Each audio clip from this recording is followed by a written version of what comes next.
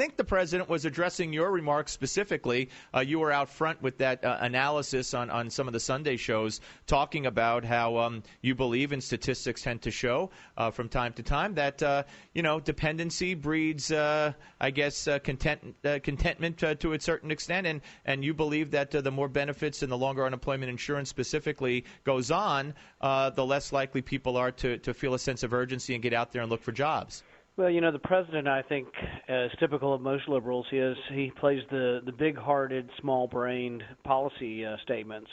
North Carolina reduced their unemployment benefits, and their unemployment went from 8.9% to 7.4%.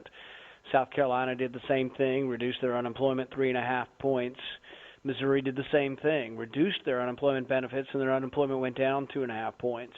So really there is a direct correlation between extending benefits and having more unemployment. There also are study after study that show when unemployment benefits run out that there is an uptick in employment. People go out and get a job. I spoke with an employer yesterday in central Kentucky, and he told me exactly the same thing. He's having trouble finding workers. They have plenty of jobs, but he's having trouble finding workers until the benefits run out.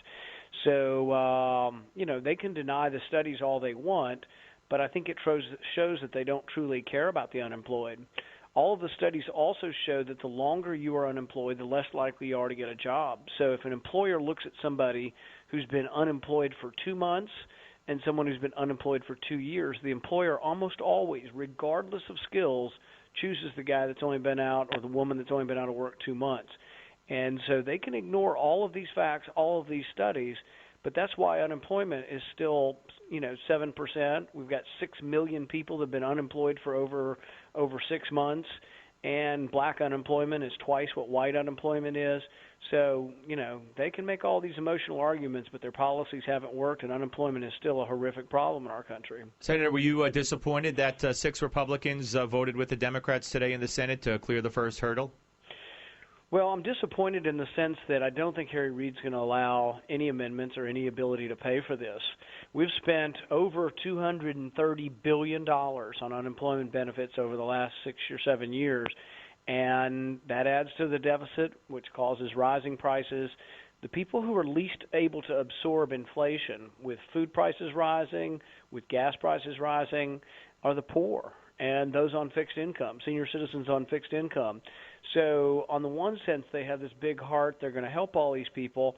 But in the other sense, the $230 billion they borrowed to pay for unemployment insurance have actually hurt the working class and the poor by raising the prices of their goods. They're demagoguing this issue. Absolutely, they're demagoguing it. The president from Hawaii on Saturday gave his weekend speech and said how the Republicans went home in the House before addressing this. Well, so did Harry Reid, and so did he, who went to Hawaii. But, when it was 6 million people losing their health insurance, Senator, what did we hear from the administration? It's just a small percentage, the big deal, but most people will get a benefit. But now we're talking about, and it's not insignificant because I understand the pain. Believe me, I do. It's 1.1 million people right now, and all of a sudden it's the greatest national endeavor that we could possibly undertake to fix it for 1.1 when the 6 million who lost their health care and got kicked off and got cancellation notices, it was like, who cares? It's a small percentage.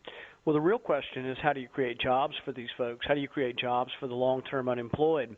I have a proposal called economic freedom zones, and under my proposal, any area that has unemployment 1.5 times the national average, such as Detroit or eastern Kentucky, where the president's war on coal has devastated us, any of these economically depressed areas would get a reduction in the corporate and personal income tax to a flat rate of 5%, would get a reduction of capital gains to 0%, and would get a reduction in the payroll tax for the employer and the employee, and would also get rid of the red tape, the federal regulations that are preventing jobs from creating.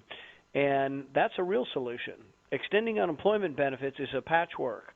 It's patching the problem but not fixing the problem. The real problem is job creation, and I think it is apparent that the president's policies aren't working. And you would, though, for the record, I believe, vote in favor of extending the benefits if they could be paid for. As Chuck Schumer today said after the first vote, said first choice, clean, just pass it. Second best choice, he said, find reasonable pay cuts for this. So would you be on board with Schumer to try to find those?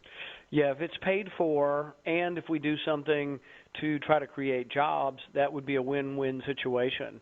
So we'll see whether they're open to that. Basically, the Democrats haven't been open to much amendments or ideas from Republicans, and that's why we're at a standstill in Washington, because both the president and Harry Reid say my way or the highway.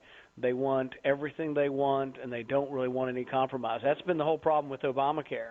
They passed it with only Democrat support, no Republican votes, and it's an utter disaster. They won't allow any Republican input on fixing it. The president does it by imperial fiat. He patches it up. But bottom line is the standstill in Washington is due to a president that is unwilling to negotiate and a Democrat leadership in the Senate unwilling to negotiate or compromise. I know you're looking to rein in the NSA, and you're looking to sue over the NSA issue and class action lawsuit. Could you talk a little bit about that? We're very close. We've assembled a team of lawyers. We expect to file our complaint in court within the next week or two.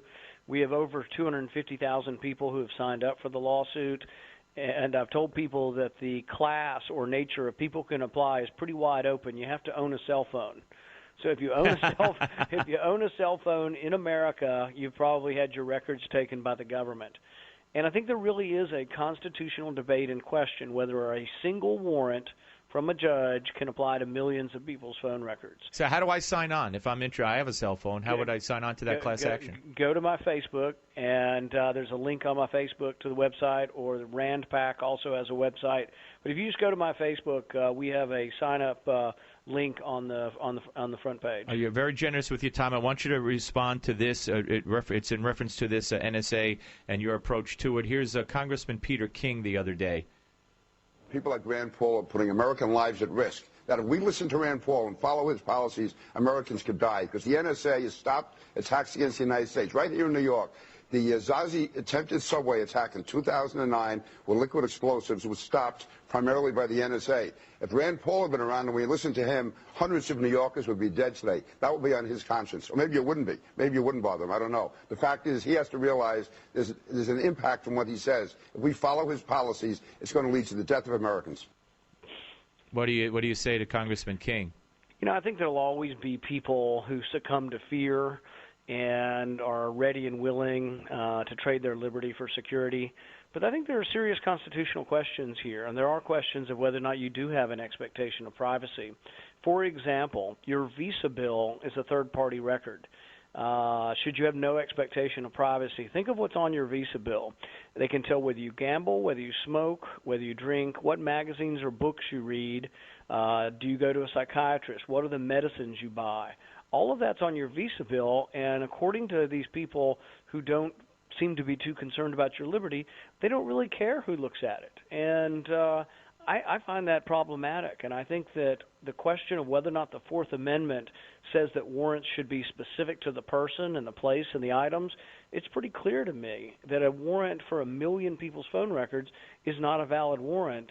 And I think this needs to be decided by the Supreme Court. We may not win at the Supreme Court, but I have a feeling the Supreme Court is going to expand the right of privacy and expand the notion that the Fourth Amendment does protect some of these records. Senator, always a pleasure to speak to you. Thank you very, very much, sir. Thanks, Steve. Take care. That's Senator Rand Paul, ladies and gentlemen, here on the Steve Malzberg